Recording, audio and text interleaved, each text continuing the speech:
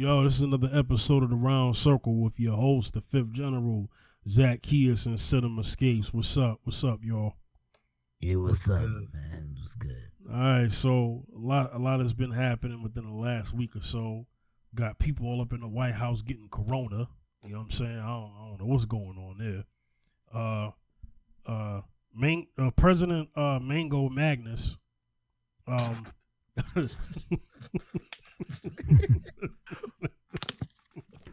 Let's keep it moving.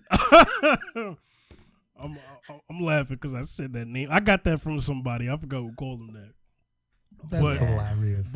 That's gold. But Orange Man and his wife have contracted COVID-19 after various jabs thrown at Joe Biden about wearing a mask, and he ends up with corona. Him, his daughter, and I don't know who, and a whole bunch of people that Kellyanne Conway, his press secretary, a lot of, he went to some function in New Jersey with Chris Christie. He had it and spread it around to whoever was in that spot. No mask, no social distancing. And now he got it. Goes into the hospital, for precautionary measures because he is like 70-something years old, 73, I think. You know what I'm saying? Yeah. And, he goes in there and, he comes out, I guess, a little too soon. He tries to do this little promo, state of address kind of thing to give his health update. And he looked like he was struggling up there, you know what I'm saying? Because he's not humble, man. He did all that talk about, it being a hoax and everything, and now he out here catching it and then spreading it. You know what I'm saying? And what he said at the debate, Zacchaeus, he said Joe will be 20 feet away from somebody and still wear a mask. Well, because Joe and Trump are about similar ages. You know what I'm saying? Yeah. So Joe's trying to, somewhat practice what he preach. He's not, he can't be out here talking about a pandemic and then not being careful. You know what I'm saying? So exactly. That madness over there. So and met the measurements. I got a question, Cinema.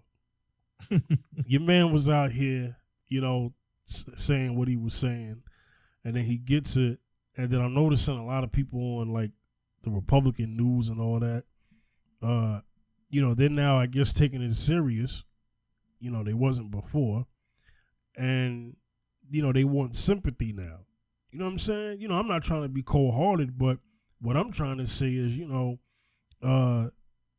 if he did all of that negative stuff and coming at people, and then now people are coming at him, I mean, isn't it just a simple case of chickens coming home to roost? Yeah. Cinema, go ahead. Prophetic words from before I was born. The chickens have come home to roost. That got him killed. That's what got him killed. Yes, by the way. Yeah.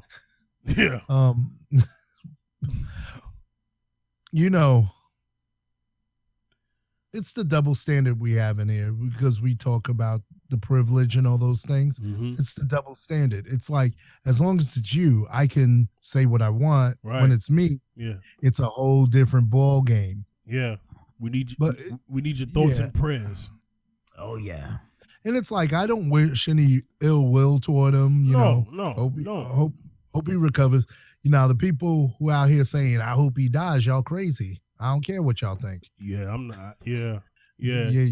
Y'all probably about to hit my Instagram and stuff.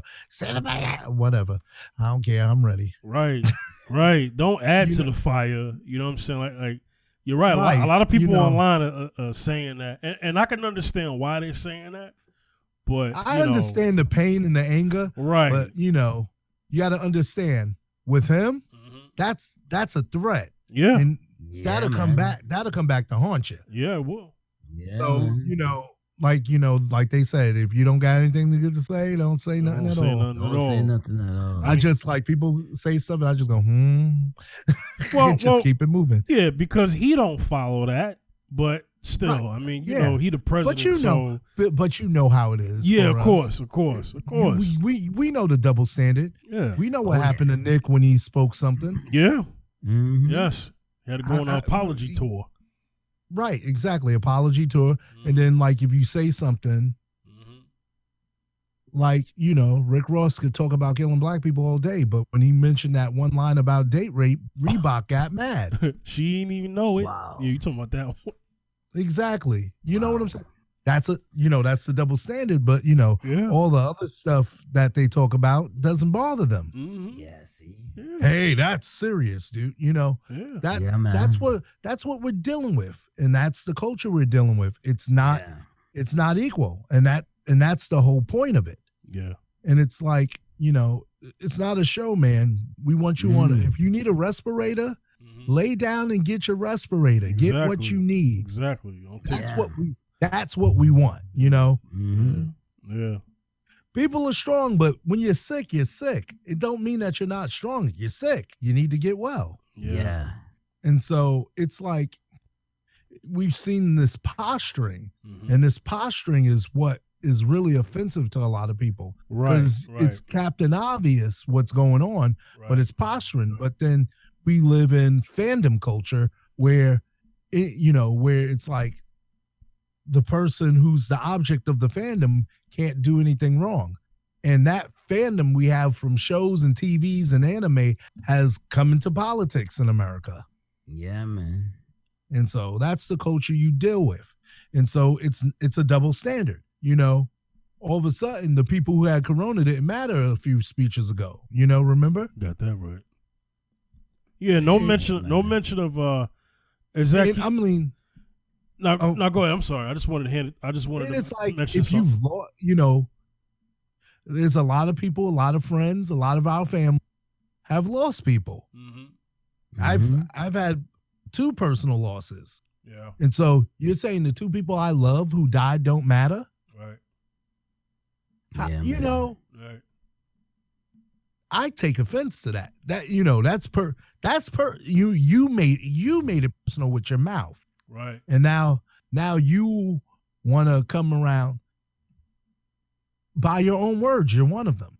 Not anything I said or anything anybody else says. By your judgments. I don't really practice karma, but if you could call it what you want. You reap what you're sowing. Some people call it karma or whatever. Yeah, man. Whatever you put your mouth on, it comes back to you. I ain't putting my mouth on nobody. That's all I'm saying. Exactly. Yeah, man. Zacchaeus, you would think he would. Well, you would hope. Well, I guess you would guess that he would be more sympathetic about people dying from COVID-19 that he may possibly know, because it was Herman Cain who was at that rally in Tulsa, and he got sick and he died. You would, and he was a Republican guy. He was one of their guys. You know what I'm saying? You would think that Trump would be a little sensitive to that, right? You would think so, but sometimes you think you're superior. Yeah. And you think that you're untouchable. And you don't humble yourself. Yeah. You think that that things can happen to you. Well, guess it. Well, Mr. Orange, Agent Orange, guess again. I mean, I just thank God he's able to bounce back from that. But this is it should be a humbling experience for him. Yeah. So the next thing, he won't take things for granted. And knowing that this disease is serious, because I lost an aunt due to this. Like, a few months ago, I lost an aunt. Right. It's my father's last sister. He lost his last sister.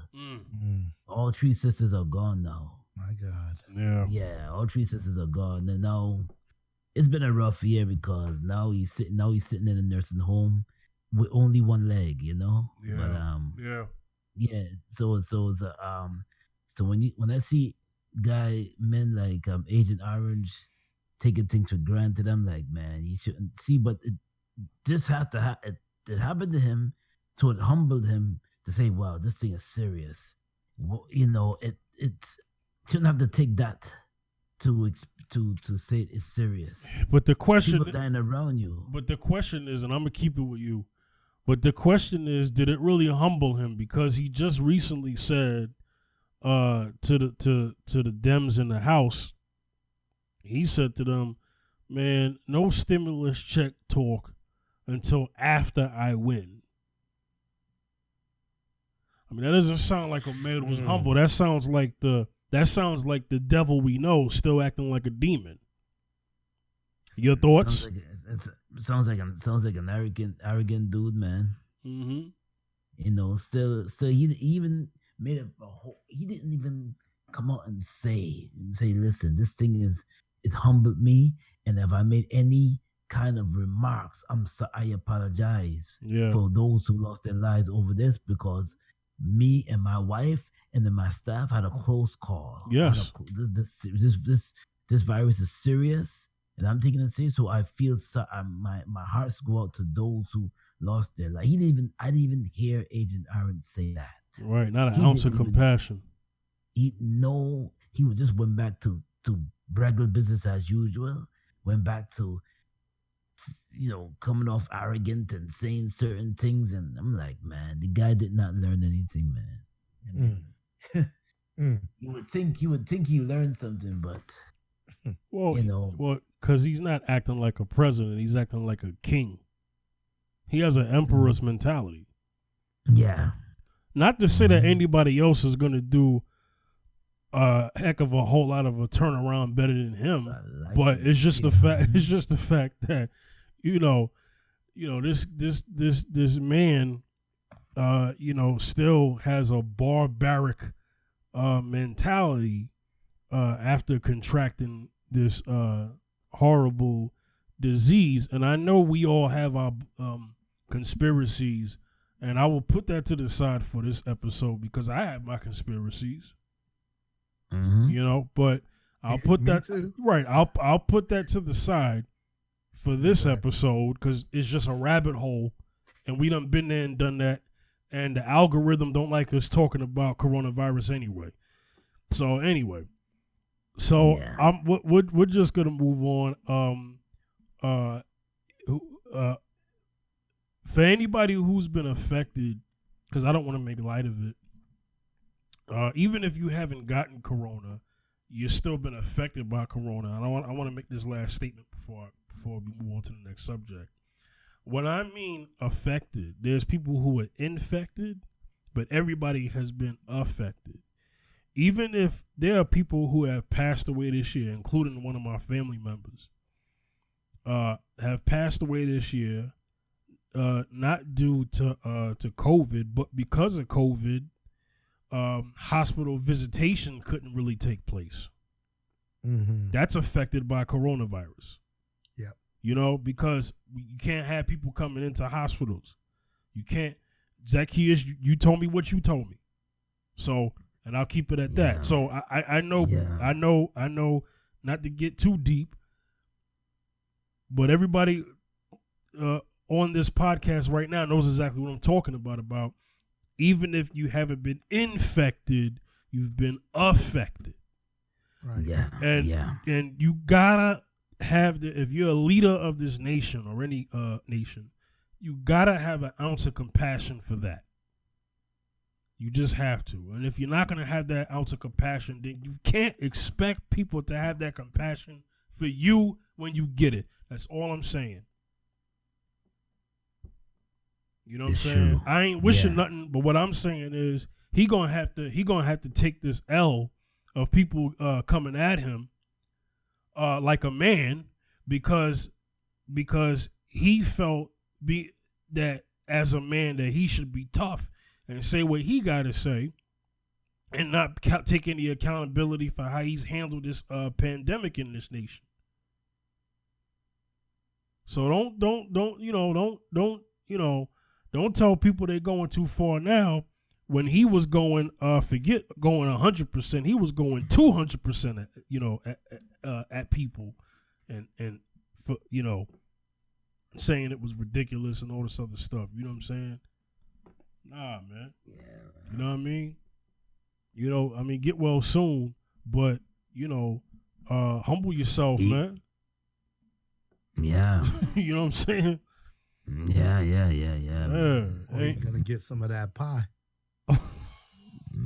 Yeah. That movie, The Help. Zacchaeus. Exactly. You brought up an interesting situation. Well, not situation, but you had a hot take on what Megan Thee Stallion did at Saturday Night Live for a Saturday Night Live performance dedicated to Breonna Taylor, right? Yes. So the thing is that tell what she did for those who didn't see it, because a lot of people don't watch Saturday Night Live, me included. But tell us what she did for our listening viewers. During her last bits of her performance, she did a recognition for Black women, and during the performance, and then she stated that we got to protect our sisters, we got to protect our Black men, right. And then the audio of Malcolm X, yes, talking about the kinkiness of the who told you to hate your nose? Who told you to hate your nose? Who told you to hate your skin? Hate your skin? Yeah. Who told you to hate the color of your nose and your skin? Yes. Every time I hear that speech from Malcolm X, it always is like a chill. It goes right through, because he was talking to Black people in the late 1959, 1960, when he stood up and said on the podium, "Who told you to hate your nose? Who told you to hate your skin? I'm Black and I'm beautiful." Now, this speech, Malcolm X was a man before his time, and this speech was relevant to even now. So that's why I applauded Megan Thee Stallion when she allowed that audio to play during her performance. But also she did a dedication, it was a dedication and recognition of, say, listen, I can perform and entertain for you, and I can shake my rump and I can twerk, but I can also I have to recognize the Black women and Black men who was under police brutality, and I can recognize that we got, as people in our community, to protect each other. We got to protect each other. Yes. Let's also not forget to also help your point that she played the audio of Tamika Mallory talking about Daniel Cameron, whoever his that's a powerful, whatever his name is. That's a powerful speech she did, man. Yeah. I mean, you played it one time on the show. Yes, I did last week. Last week, that is a powerful speech. So he responded to that. Yeah, he responded to that. He said he agreed that we need to protect black women, but he said he also feels like he shouldn't have somebody personally attack him on a public platform for him doing his job. His words. And then he also said the words mob mentality, because of the fact that Black people are staying on code about holding him accountable for not holding accountable the police officers that did what they did. And said that another reason why he feels like that Megan went after him. Well, all she did was just play the audio from Tamika Mallory. That's all she did. That's all she did. But he sees that as an attack from Megan, because Megan played the audio, and Megan's a bigger name of a celebrity than Tamika Mallory is. And let's also make this clear. Megan is not a social activist at all. Tamika Mallory is. Definitely. So, definitely. So the fact that he called her out just goes to show that he don't want no smoke with Tamika Mallory. At all. That's what he don't want. You don't want that smoke. Okay. So he feels like him being a Republican, him having a white wife, whatever. Whatever. But the irony is him doing that proved her point. Yes, it did. It did. As a matter of fact, he was the first one that mentioned his blackness and who he was being a black person first. Before during this Breonna Taylor decision, before Tamika Mallory even made her speech, that speech was in response to what Daniel said first. Exactly. You know what I'm saying? That was the response. And you know what Tamika Mallory hurt definitely cut deep and hurt his soul because he mad at Megan Thee Stallion instead. That's like that's like the guy on Friday, Debo. Y'all ain't fighting him, but y'all can't stand what he does.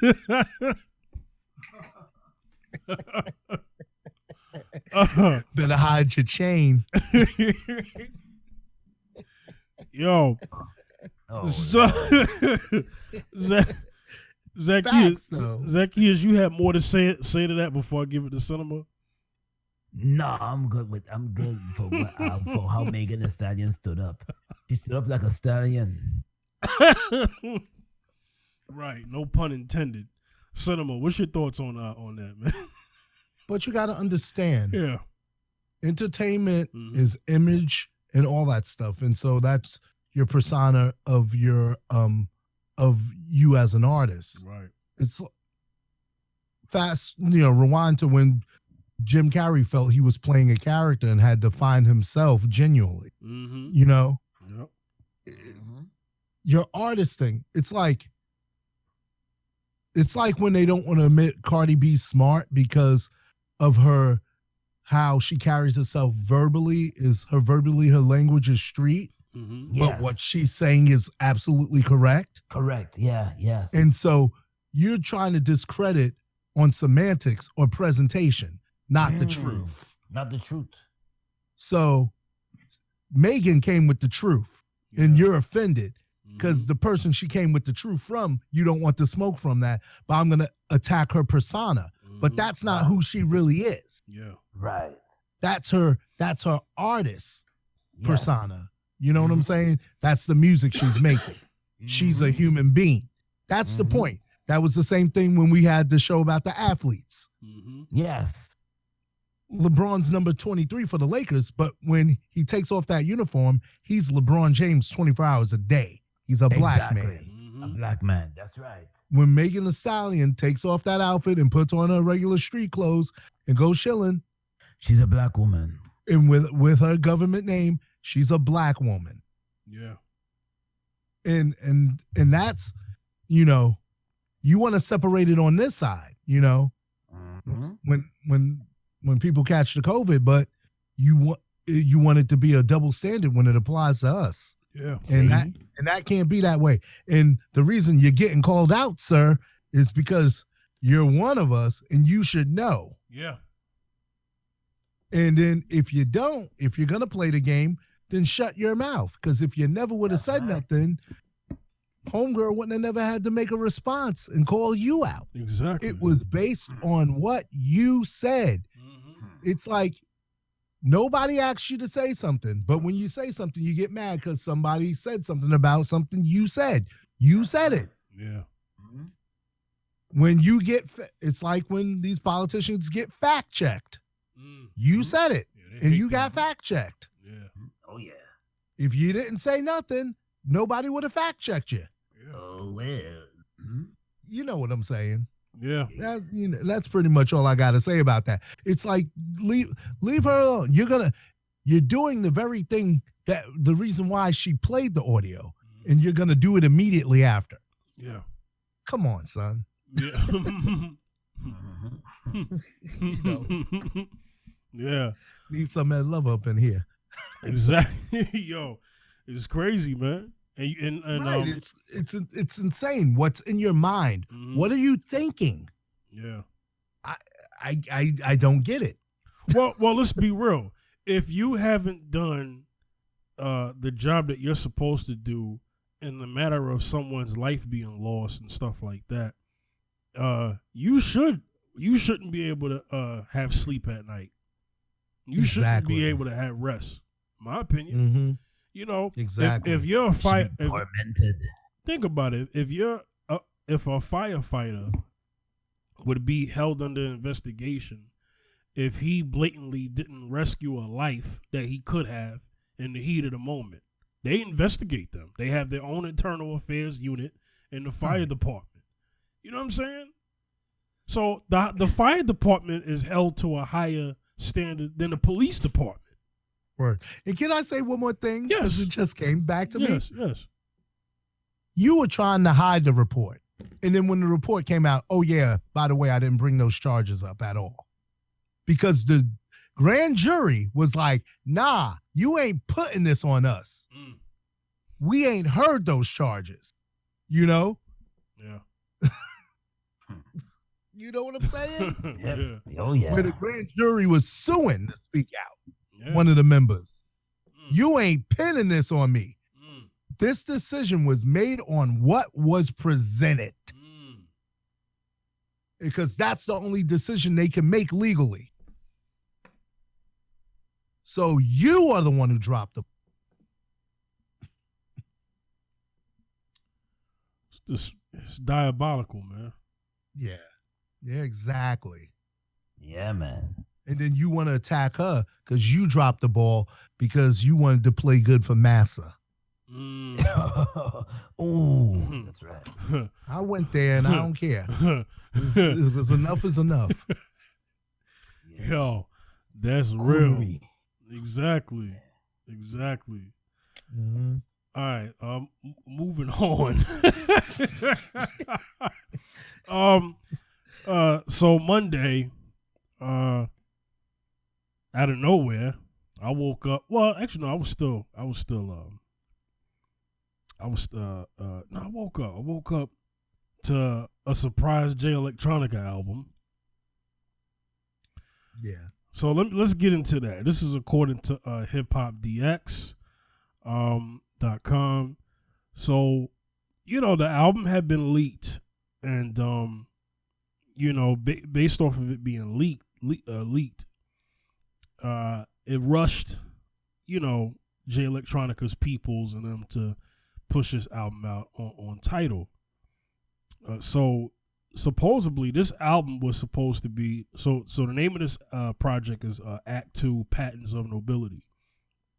This album was supposed to be before a written testimony. A written testimony was basically in place of that. So I just want to state that. So here's the thing. So here's Tidal. Here's what's going on with Tidal. So a statement that I got here is when this got leaked is please be patient with us. We are working to clear samples and have this up on Tidal ASAP, he said. This is a statement from Jay Electronica. So it's one of those things where all business had to be handled before this project was released. And, one of the things about Jay Electronica's biggest criticism is that Jay Elect takes a long time to put out music. Jay Elect is a very talented lyricist and an intellectual mind. So he has probably the most potential in terms of releasing a project of quality and him just being a quality lyricist because, he's very poetic and he's very intelligent. You know what I'm saying? Yeah.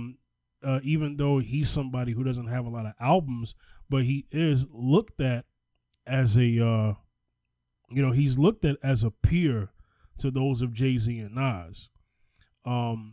Even though Jay-Z and Nas are already solidified as legends, but Jay Electronica is, to them, they see him as a peer. Jay Elec is age-wise, I think somewhere in his 40s. You know what I'm saying? But, people would say his time then came and went musically because, he should have released these projects out a long time ago. That's fine. But, it's good that people can enjoy the music from him that they've been waiting on. And maybe this was the very thing that needed to be happened to push this album out because we probably would have never heard it. It's been touted as an unreleased album for years. You know what I'm saying? So right. So I just wanted. It's the same, but it would have been like Big L. We wouldn't have never heard Big L's album if he didn't pass because he had started working on another one. Oh, yeah. Yeah, that's going way back. Yeah, to that's those who don't know the history. Yeah, that's a similar situation where albums get shelved, right? Because but the whole thing was in this case that MC passed, so the new album wasn't done, so they put out the old album post mortis. Mm-hmm. Yeah, yeah, and it was a hot album though, but yeah. A lot of times it's, upstairs, above the artists, out of their control too. That's true. Well, because labels, do what they do and shelf you and stuff like that, and right. you really have no power, no say over that. Yeah. Mm-hmm. So there's a Lauryn Hill album we never got to hear. It's Lauryn, man, she could. That people said was genius, but we'll never get stuff. But no, but she did that.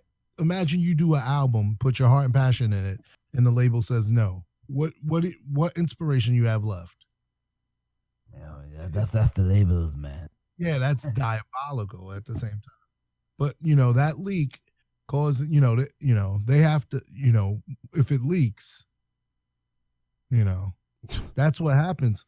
Deadpool was the same thing. They leaked the test footage. That's how we got the Deadpool movies. Mm-hmm. I'm just saying. Yeah. Yeah. Ryan Reynolds claims he doesn't know who did it. Yeah. No, that's it's interesting, man. Mm-hmm. And then I wonder how many more accidental leaks there's about to be. Well, though, you know what it is? Leaks are most often done by the artist secretly, but they just won't say it. Yeah, because you can't prove it. All you got to do is give it to somebody else with a different IP and not be anywhere near that location. Right. I mean, Kanye was accused of that for some of his past albums. You know what I'm saying? Like, his album got leaked, and they're like, but he had the masters though. So it's like, exactly. But because I understand the strategy.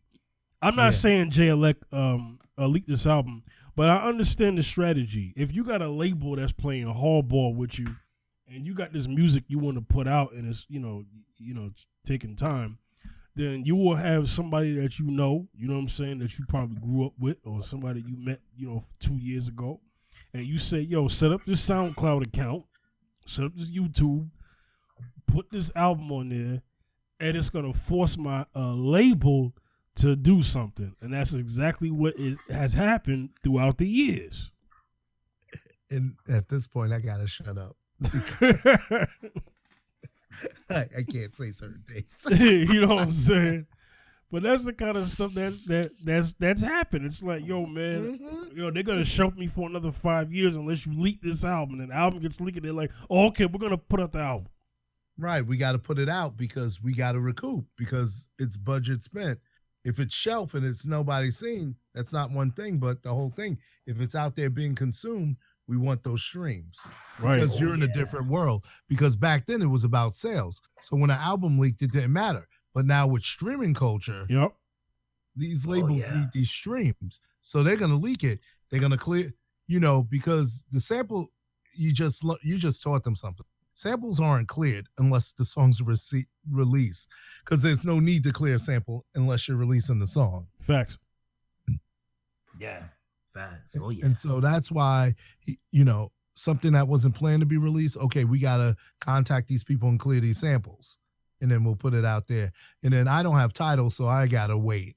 Yeah. Yeah. Or you can go on YouTube and somebody put the whole album on one video feed, but or I don't know, but I'm sure it's a time exclusive thing. I'm pretty sure that it'll probably be on Apple Music and other stuff later. Because Apple does that sometimes, and they'll have it first. Right. And it's like Jay and them, like Jay-Z, the first weekend, you got to wait for them title people to enjoy it. Then we get it on that Monday. That's you true. know, it's been like that a lot.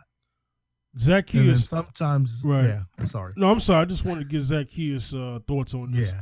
Zacchaeus, you remember, you know, you're somebody you've been recording, and you've had various you know, people that you've worked with throughout the years, through the 90s and stuff like that. So you're familiar with the bootleg era.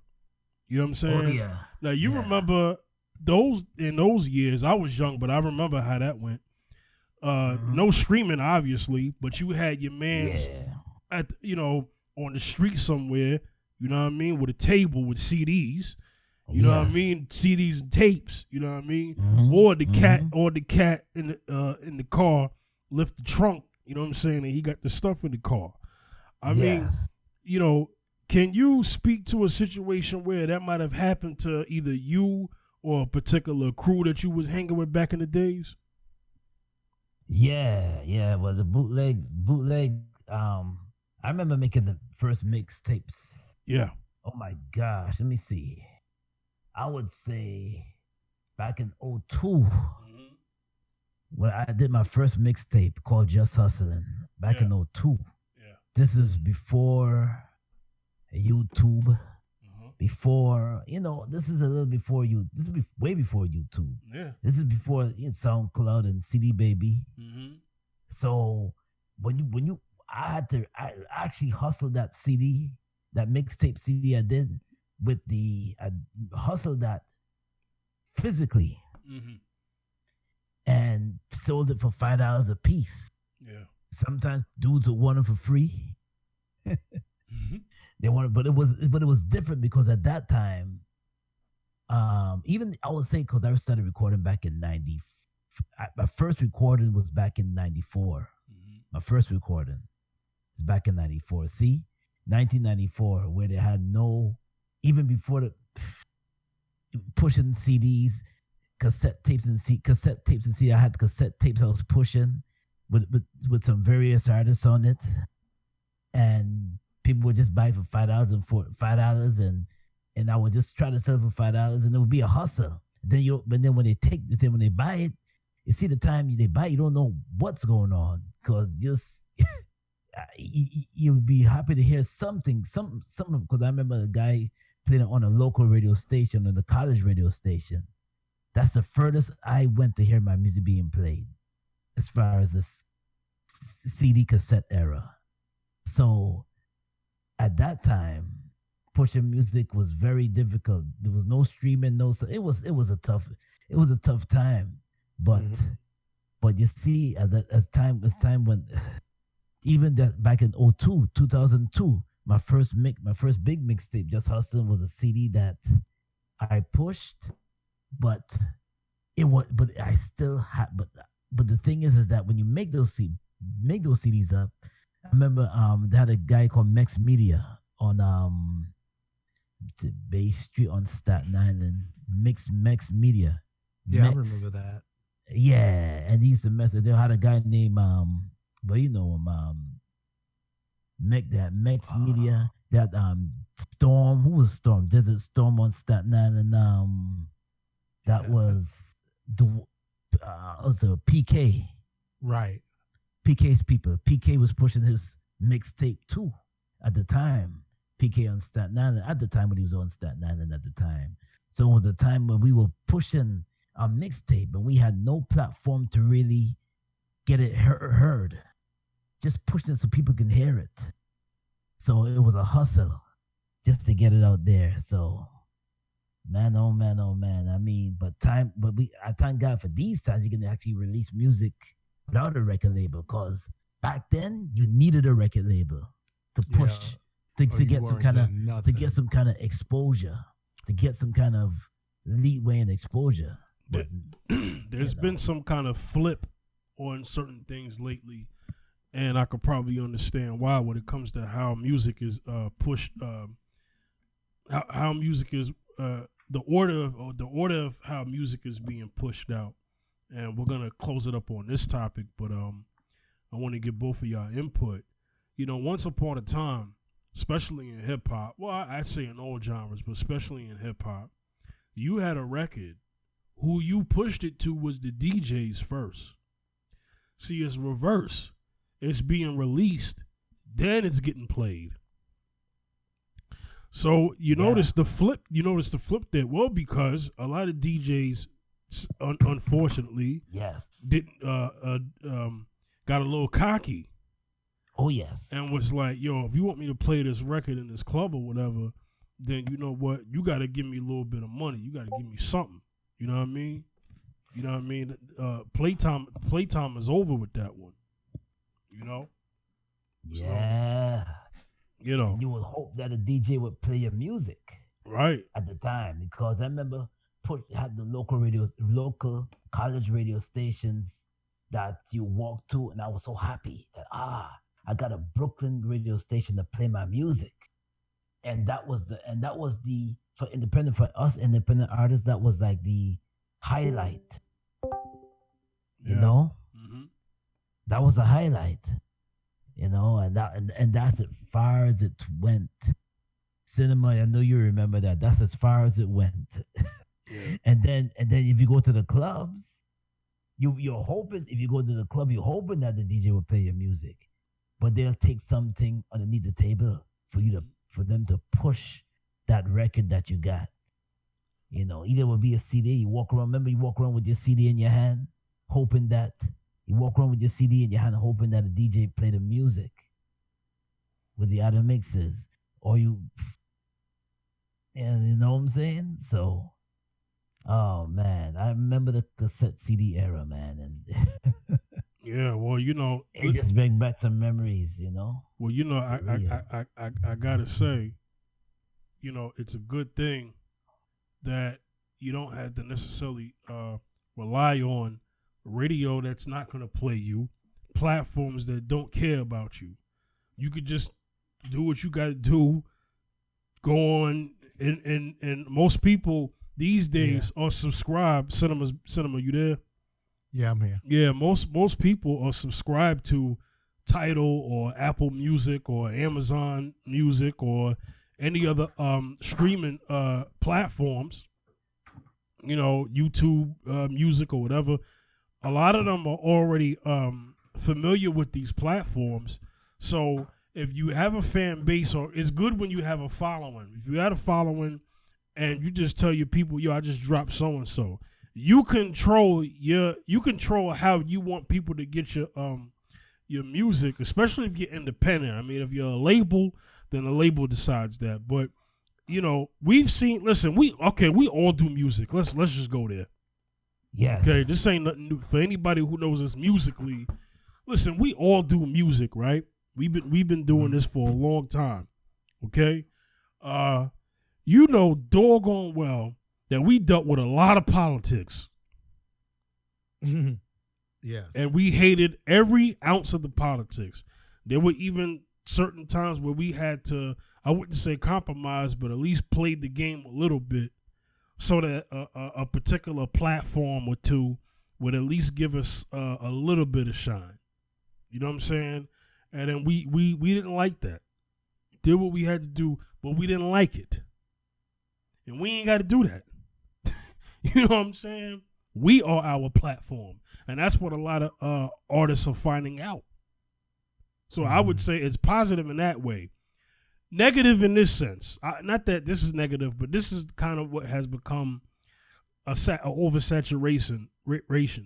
Is that you gotta, these days the attention span of a listener is very short. I mean, they want a new album from you every month. That's too much, man. You know, we got to be able to miss you a little bit, and then when you come in on strong, then we're like, oh, yo, this joint is fire because we ain't heard him in a minute. You know what I'm saying? Not that you got to go 5 years without doing anything, but I'm saying like, cats put an album out maybe like once every two. You know, once upon a time, cats used to put albums out once every 2 years. You know what I'm saying? These days, cats got like 3 or 4 or 5 projects in 1 year. But you got to make sure that quality's good, though. Quality over quantity. You know what I'm saying? Right, Zacchaeus? Yeah, I don't know what happened to his audio. But you know what I'm saying? So cinema so you're back, your audio kind of went out for a second. What do you got to say about the process of how music is released these days? Just kind of following up on what we were talking about with Jay Electronica's album. With the streaming platform, well, the statistics were like it counts for 88% of the industry now. Yeah. We're the only country where our government hasn't fought. Well, they finally made a deal for the writers that they're in court fighting, Right. but it took us long enough. England kind of didn't play that crap. So if your stuff's played over there in Spotify, you get a decent rate. You know, it depends on what country your music's in and their laws now, according to streaming. Right. Here, Google, Spotify pay the least, Apple pays more, Tidal pays the best. Right. And, you know, as of now, as of airing, if something doesn't change this week, but that's how it's been. Yeah. Spotify pays and Google pay the least. And The least, yeah. Completely the least. And so in that respect, a lot of stuff with the writers and stuff, you see them doing a lot of overseas stuff. And we kind of talked about that before, but it hurts the songs that are released here because, you know, if I'm a writer, I'm not an artist. I'm not going to go around and do shows. Yeah. And then the lack of shows are hurting because, you know, the people who are dropping albums mostly are the people who write. Like, you know, you're looking at BB Rexha's dropping something this week. Alicia dropped an album. John Legend dropped this album. These are writers, you know? Yeah. Rappers drop albums because most rappers write for themselves or write with a conglomerate. You know, Bruno Mars writes his own stuff. So they'll see those writing royalties from around the world, you know? Because, you know, these people I just mentioned have have global reach musically, you know? So you see that. And so the consumption of that, you know, that Pharrell streamed as happy as much as he did, and his check from Spotify was like, wow, you know, compared to the other places. It was a joke. You know, it's a lot of greed, but it's like a lot of people who want to take the money don't do that work. And the whole thing is, as far as pay scale in the music industry, it's always been way behind. Yeah.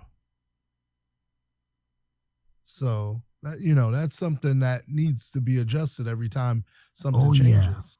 They're still way behind on how much money you make from a stream. Because, you know, if you don't have Spotify Premium, you're listening to commercials every 2 or 3 songs. Facts. And the song you're listening to ain't making the money of the commercial. That's going to Spotify. You know. You know. Hey, y'all can hear me now? Yeah, we can hear you. It's not like it's not like YouTube where it's if your song's on a video, you put a commercial, that goes to you. Actually, you know, that part of Google's fair, but that's the YouTube part of Google. But the Google Play part of Google, it's a whole nother story, you know? Yeah. So, you know, it's beneficial to leak stuff like that because it'll work, because they have to get it on the streaming platforms. Yeah. Because that's the marketplace. That's where a lot of bands who are old school are hurting. And I've had that problem with people working. And I'm like, you got 3 songs, put them in that marketplace as a prelude to the album. Put out 3 singles, you know? Because if you have people going to Reverb Nation to consume it, how much more will they be able to share with their friends if you're on Spotify and those things and those places able to consume it? That's why you have DistroKid, TuneCore, CD Baby, and those things if you're an artist. You know, those publishers, you can reach a publisher. Like,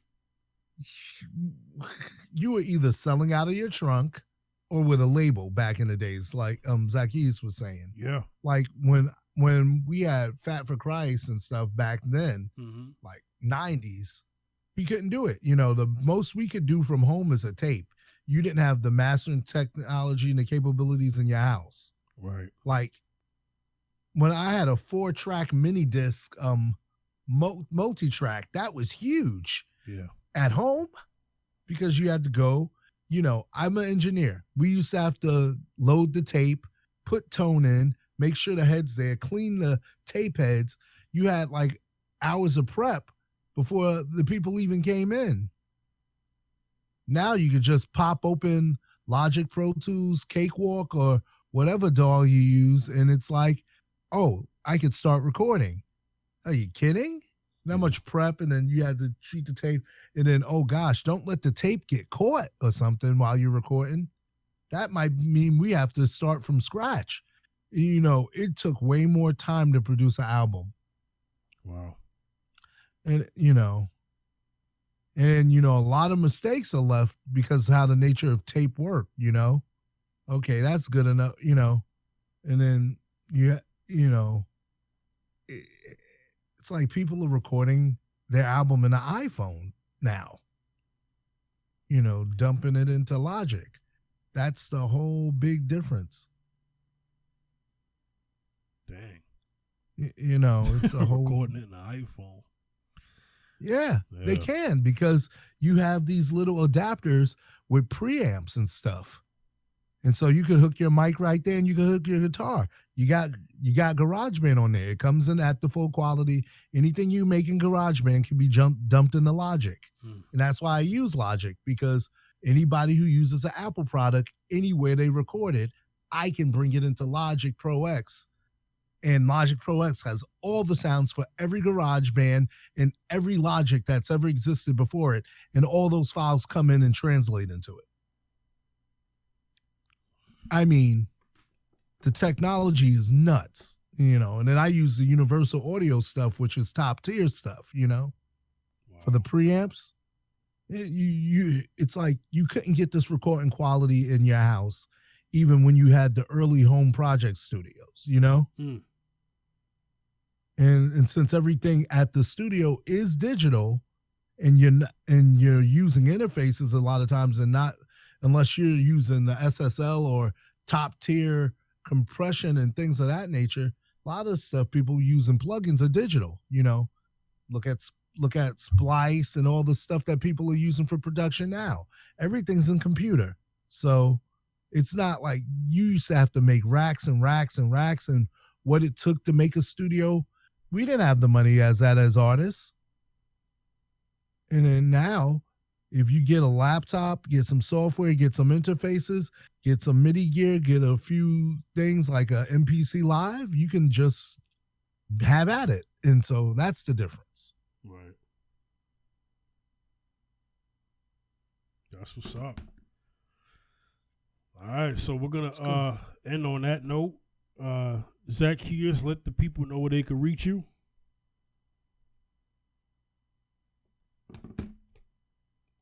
Zacchaeus. Okay, I can't hear him. Cinemascapes, let people know where they can reach you at, man. Cinemascapes on Twitter and Instagram, and Cinemascapes Music. Cinemascapes Music on Facebook.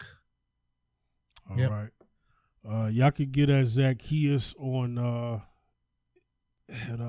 Instagram. He's Zacchaeus B73 He's on Facebook as Zacchaeus. On Twitter, he is Wayne Backus 2. I hope I gave out his tags right. Information correct. I mean, for those who know, I mean, this in other episodes we always announce where to reach us. So I mean, and then it'll be in the description as well. Yeah. If you're listening to it on YouTube, if you listen to the show on, if you follow our posts on Twitter and Instagram and all social medias, you know exactly where to find him. Where you can find me at the Fifth General on Facebook, Twitter, and Instagram. All right. So this was another episode of the Round Circle. We'll see y'all next week for episode 30, season finale of season 2 of the Round Circle. All right. All right. All right, y'all. Peace. Peace.